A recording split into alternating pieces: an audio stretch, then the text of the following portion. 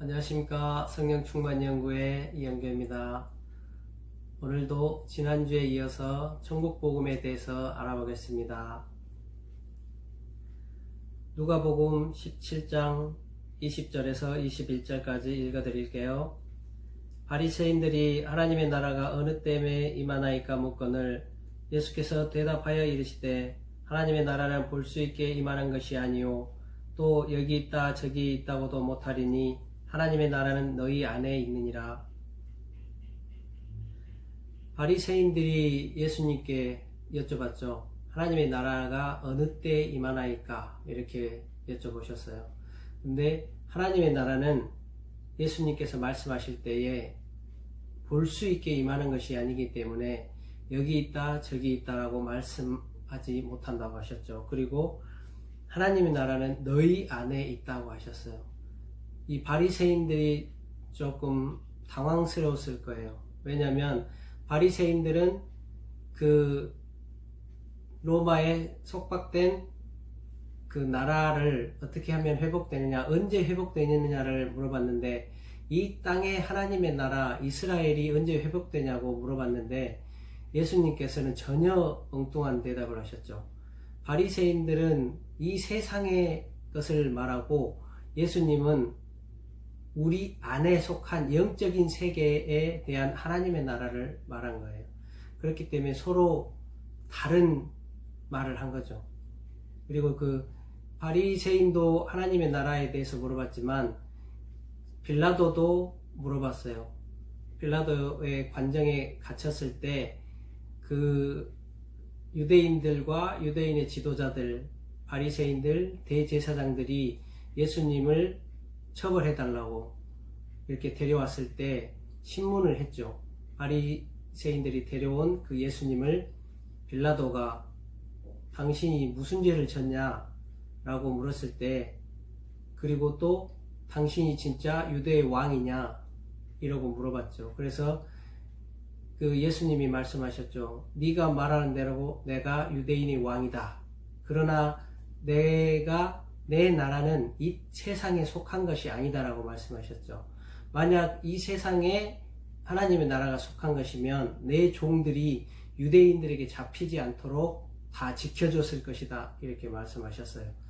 지금 우리 기독교인들이 생각하는 하나님의 나라는 죽으면 가는, 영혼이 가는 하나님의 나라를 생각하거든요. 근데 이 말씀에 보시면, 신약에 보시면 천국 복음에 대해서 엄청 많이 설명을 해줬어요. 예수님께서 이 땅에 내려오실 때 하나님의 나라를 가지고 내려오셨는데 예수님께서 그 가지고 내려오신 하나님의 나라를 우리에게 다 설명해 줬어요. 하나님의 나라는 너희 안에 있다. 먹는 거 마시는 물질의 세계가 아니다. 보이지 않는 영적인 세계이기 때문에 너희 안에 세워지는 것이다. 하나님의 나라가 영의 세계이고 하나님이 영적 존재이시기 때문에 우리가 하나님의 나라에 들어가려고 그러면 우리가 먼저 영의 세계에 들어가야 되는 거예요. 영의 모습으로 바꿔야 되는 거죠. 그러나 우리는 계속 육체적인 모습으로, 육의 모습으로 하나님을 만나고 하나님을 예배하죠. 하나님이 찾으시는 예배는 영적 예배자들이에요. 영으로 하나님을 만나기를 원하는 사람들, 자기 자신을 낮추고 자기 자신의 모든 죄와 죄악의 허물을 말할 수 없는 탄식으로 통해 자복해서 그 죄를 다 육체의 결박을 끊어낸 다음에 성령의 충만함을 받은 사람들, 성령의 인도함을 받는 사람들이 영적 예배자들인 거예요. 그래서 우리가 생각하는 하나님의 나라와 바리새인들이 생각하는 하나님의 나라, 예수님이 말씀하시는 하나님의 나라는 달라요. 그렇기 때문에 다른 것을 생각하고 있기 때문에 우리가 하나님의 나라를 들어가지 못했던 거예요. 그리고 하나님의 나라에 들어가려고 노력도 안 했어요. 왜냐하면 모르기 때문에. 죽어서 가는 하나님의 나라를 뭐 하려고 들어가려고 노력했겠어요? 그렇지 않나요? 여러분 다시 한번 생각해 봐야 돼요. 정말 예수님께서 말씀하신 하나님의 나라가 무엇인가? 내가 생각하는 하나님의 나라가 무엇인가? 바리새인들이 생각하는 하나님의 나라가 무엇인가? 진짜 깊이 생각하고 깨달으셔야 돼요. 그래야 우리가 알아야만이 하나님의 나라 들어가서 하나님의 나라의 백성으로 살 수 있는 거예요. 깨달으시길 바랍니다. 그리고 생각하시고 성경 신약을 계속해서 읽어보세요. 마태복음, 누가복음, 요한복음, 마가복음 다 읽어보세요. 거기 다 천국복음에 말씀하신 거예요. 그렇게 읽다 보면 하나씩 하나씩 깨달아지실 거예요. 꼭 읽어보시기 바랍니다. 로마서 14장 17절 하나님의 나라는 먹는 것과 마시는 것이 아니요 오직 성령 안에 있는 의와 평강과 희락이라. 로마서는 사도 바울이 썼어요. 구약 시대에는 다윗이 그 영적 성령 충만에 대해서 영적 비밀을 제일 많이 알았고, 신약 시대에는 사도 바울이 영적인 비밀들을 이론적으로 가장 많이 알았어요. 그래서 우리가 사도 바울이 어떤 말씀을 하시는가, 그 말씀을 계속해서 묵상하시다 보면 영적 비밀들을 하나씩 하나씩 깨닫게 될 거예요. 그래서 사도 바울이 하나님의 나라는 먹는 것, 마시는 것이 아니다, 물질의 세계가 아니다고 또 말씀하시죠. 그리고 하나님의 나라는 오직 성령 안에 있는 의와 평강과 희락이라고 하셨어요. 이 말은 뭔 말이냐면, 전에 다른 말씀도 들어보셨을 거예요. 세상이 줄 수 없는 예수 그리스도의 평안. 세상이 주는 평안과 예수 그리스도에 주시는 평안이 달라요. 뭐냐면 세상이 주는 평안은 내가 세상을 살면서 성공하고 출세하고 돈 많이 벌고 통장에도 돈이 많고 할 때, 모든 환경이 평안할 때, 걱정거리가 없을 때, 이 평안은 세상이 주는 평안이에요. 그래서 밖에서 들어오는 거죠. 세상이 주는 평안은 밖에서 들어오고, 예수 그리스도에 주는 평안은 안에서 나오는 거예요. 그 안에서 나온다는 것은 무슨 말이냐면, 성령님이 내 안에 평안한 마음으로 계시면 내 안에서 평안의 생수의 강이 흘러넘치는 거예요. 근데 또 다른 점이, 세상이 주는 평안과 성령님이 주는 평안이 다른 거는 뭐냐면, 세상이 주는 평안은 그 물질이 어떤 것들이 없어지면 다시 괴롭고 두렵고 불안함으로 바뀌어요. 근데 예수 그리스도에 주신 평안은, 그 평안이라는 그 마음이 성령님의 마음이기 때문에, 본질이기 때문에 바뀌지가 않아요. 내가 그 마음으로 충만하게 채워져 있으면 세상이 어떤 일이 있고 어려운 일이 있고 불편한 일이 있고 두려운 일이 생겨도 그냥 허허 그런갑다, 아이고 그럴 수도 있지, 이런 식으로 받아지는 거예요. 그 차이예요. 세상의 것은 바로 바뀌어버릴 수 있지만 예수님의 평안은 그 안에 계속해서 그냥 흔들리지 않는 거예요. 바뀌지 않아요. 내가 그래서 성령 충만하면 예수님의 평안이 내 안에, 내 마음에 가득 채워져 있으면 변함이 없어요. 그 차이예요. 우리가 세상이 주는 평안과 예수 그리스도에 주는 평안을 분명히 알아야 돼요. 구약에도 보면 여호와를 알자, 힘써서 여호와를 알자, 그런 말씀이 있어요. 그 말씀은 무슨 말씀일까요? 그때에도 하나님을 알지 못했던 거예요. 그들이, 유대인들이 유일신 하나님을 믿었지만 하나님을 알지 못했어요. 그냥 섬겼던 거죠. 제사 지내고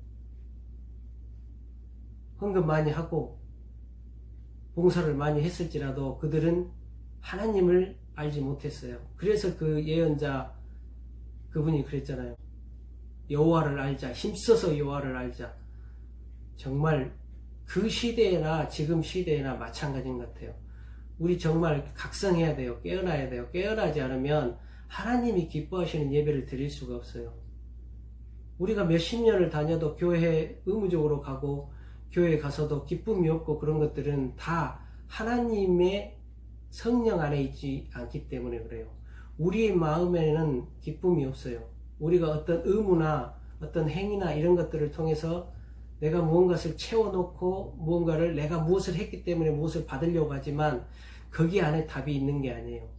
우리 그리스도인의 답은 성령 안에 있어요. 성령님이 내 안에 온전한 주인이 되어주시면 그 마음에 사랑과 희락과 온유와 절제와 인내와 충성과 자비, 오래 참음, 기쁨, 희락, 그 내 안에서 흘러나오게 내가 항상 채우기를 노력해야 돼요.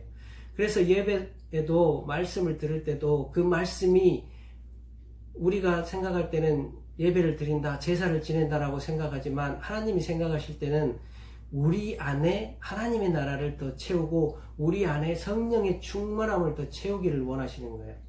세상에서 살면서 불편하고 두렵고 불안한 그 모든 생각들을 예배 듣고 찬양하고 기도하고 말씀을 들을 때에 다 깨끗이 제거해 주시고 그 안에 하나님의 평안, 하나님의 기쁨, 하나님의 감사, 하나님의 사랑으로 채워주기를 원하시는 거예요.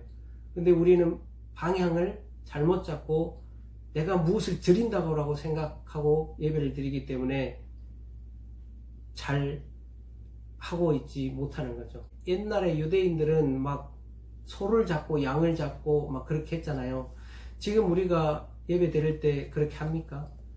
헌금 조금 하고 그렇잖아요. 그리고 말씀 듣고 이런 식으로 하잖아요. 근데 우리가 솔직히 드리는 게 그렇게 많지가 않아요. 이제는 하나님의 말씀을 통해서 하나님께 찬양함을 통해서 우리의 불편했던 마음들, 불의했던 마음들이 다 깨끗이 씻겨나가고 우리 안에 세상으로 채워져 있던 거를, 세상 생각으로 채워져 있던 거를 우리 안에 하나님의 평안과 기쁨과 감사로 채워나가는 거예요. 그게 예배예요. 하나님이 우리에게 주시고자 하는 것은 그거예요. 그렇지 않으면 우리가 교회 나갈 이유가 없어요.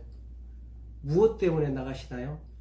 하나님을 만나러 나가시는 거잖아요. 하나님을 채우러 나가시는 거잖아요. 그 말씀을 듣고 내 안에 있던 모든 안 좋은 것들을 다 제거하고 하나님께 내어 맡기고 내 안에 기쁨으로 다시 새 힘을 얻고 말씀을 듣고 내가 새 소망을 가지고 새 믿음을 가지고 또 세상을 살아가려고 교회 나가는 거 아닙니까?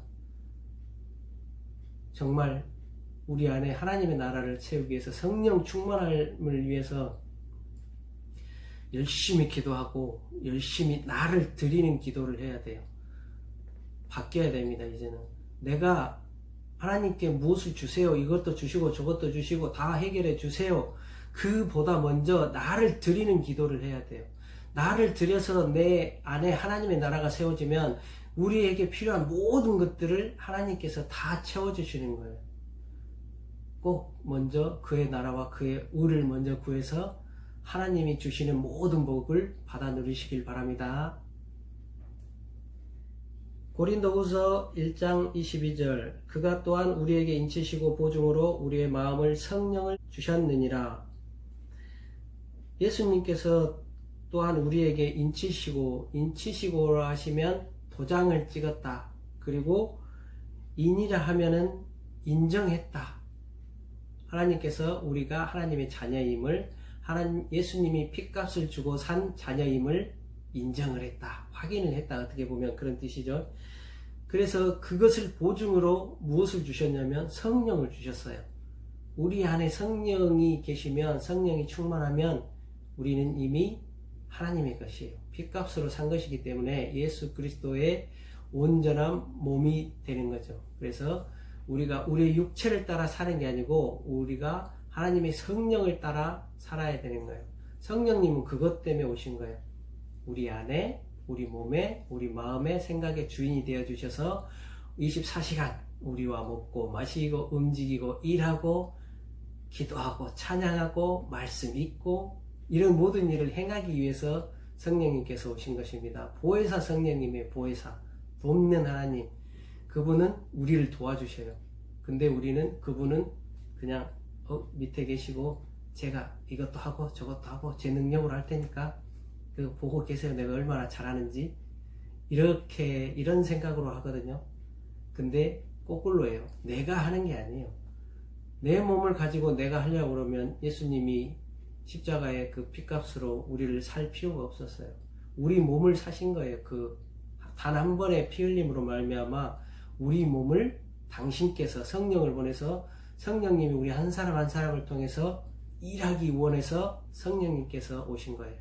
이거는 꼭 기억하셔야 돼요. 그리고 나를 항상 드리는 기도를 먼저 해야 됩니다.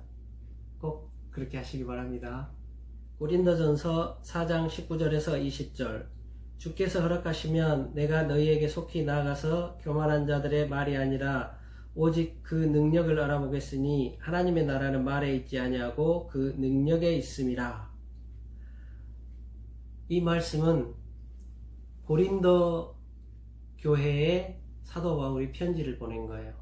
사도 바울이 각 교회를 돌아다니면서 하나님의 말씀을, 천국 복음을 가르쳤는데, 사도 바울이 다른 곳에 있을 때에 그들이 이제 사도 바울이 다시는 그곳에 안 올 것처럼 자기네들이 야, 사도 바울 잘못된 거야, 사도 바울이 말한 거 틀린 거야, 율법을 지켜야 돼, 우리가 율법을 따라 살아야지, 뭐 하나님 뭐 그러면 안 돼, 뭐 이런 식으로 말로 막 혼란을 일으켰죠.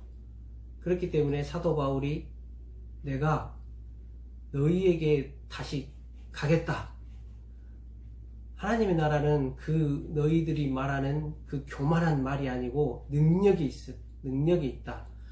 하나님의 나라는 오직 능력에 있음이라 그랬거든요.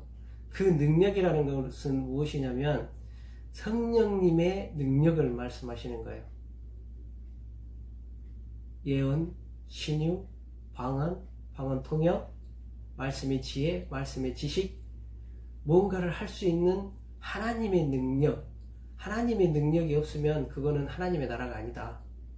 너희가 그렇게 교만한 말로 뭐 누구를 비난하고 누구를 내려깔고 그렇게 하는데, 나를 내려깔고 하는데, 너희 그게 정말 그게 진짜인 줄 아냐? 내가 너희에게 가서 너희 교만함을 꺾어주겠다. 하나님의 나라는 너희의 그 교만한 말에 있는 게 아니고 오직 능력에 있습니다. 하나님의 나라는 능력에도 있어요. 성령의 은사가 있을 때에 정말 하나님의 나라가 그 안에 있다는 것을 기억하시길 바랍니다. 누가복음 12장 32절, 적은 무리여 무서워하지 말라. 너희 아버지께서 그 나라를 너희에게 주시기를 기뻐하시느니라. 하나님의 나라는 많은 무리가 들어갈 수 있는 게 아니에요. 왜냐하면 우리 육체의 인간들은, 육체적인 사람들은 하나님의 나라를 구하는 게 아니고 내가 어떻게 하면 잘 살 수 있는가, 내가 하나님을 믿음으로써 어떻게 하면 출세할 수 있는가, 내가 어떻게 하면 교회 다니면서 성공할 수 있는가, 좋은 직장을 다닐 수 있는가, 그런 거를 원하고 그런 거를 기도하는 거죠. 그 무리는 많은 무리들이에요. 교회를 다니지만 육체를 따라 믿는 분들이죠.